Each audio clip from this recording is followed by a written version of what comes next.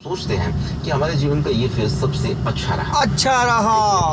तो जीवन के बारे में आ रही है। के बारे में बात नहीं करूंगा, बल्कि मैं 100% लोगों के बारे में बात करना चाहूंगा कि 100 के 100% लोग यही कहेंगे कि हमारा जो बचपन है वो सबसे बेहतरीन फेज था जीवन का।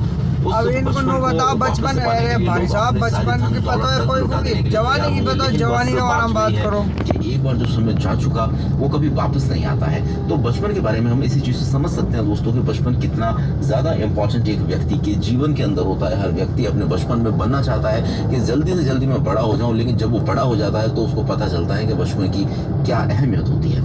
और बचपन से जुड़ी हुई हर व्यक्ति के जहन में, हर व्यक्ति के सोच में, हर व्यक्ति की याद में कुछ यादें होती हैं जो उसके बचपन से जुड़ी होती हैं। कुछ खट्टी होती है, कुछ मीठी होती है, कुछ अच्छी होती है, कुछ बुरी होती है। लेकिन क्या हो कि अगर बचपन से जुड़ी हुई यादें व्यक्ति याद करे और उसके जहन में सिर्फ एक ही चीज आए, सिर्फ संघर्ष संघर्ष संघर्ष, तो ये अपने आप में बहुत मैं यही कहना चाहूंगा कि कहीं ना कहीं बहुत गलत बात हो जाती है। और जब हम बाल श्रम के बारे में बात करते हैं तो श्रोताओं, बाल श्रम एक सामाजिक अभिशाप है। ये बच्चों से उनका बचपन, शिक्षा और सुनहरे भविष्य के अधिकार को छीन लेता है।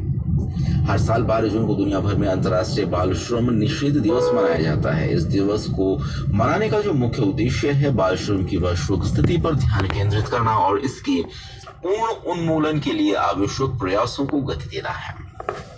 तो जब हम अपने जीवन के बारे में सोचते हैं कि बचपन हमारा सबसे अच्छा दिन है और हम आज भी बचपन को वापस पाना चाहते हैं, तो श्रोताओं, हम इसी बाल श्रम के बारे में आज बात करते हैं कि ये गलत क्यों है। इसके विभिन्न एस्पेक्ट्स के बारे में चलिए कुछ जानकारियां साझा करते हैं।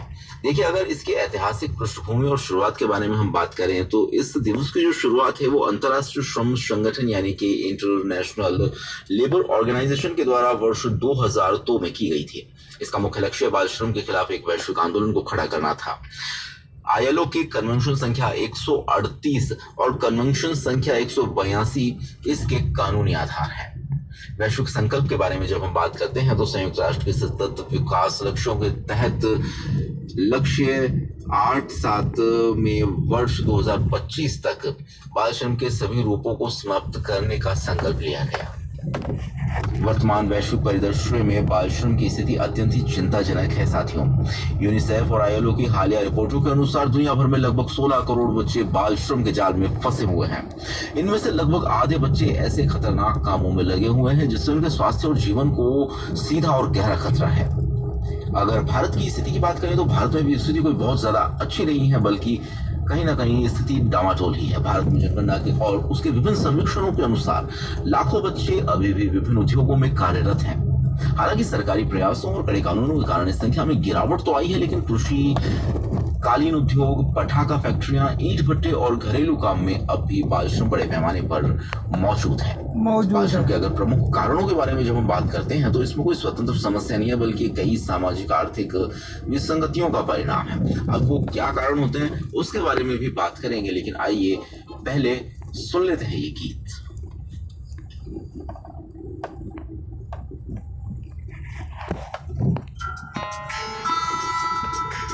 रो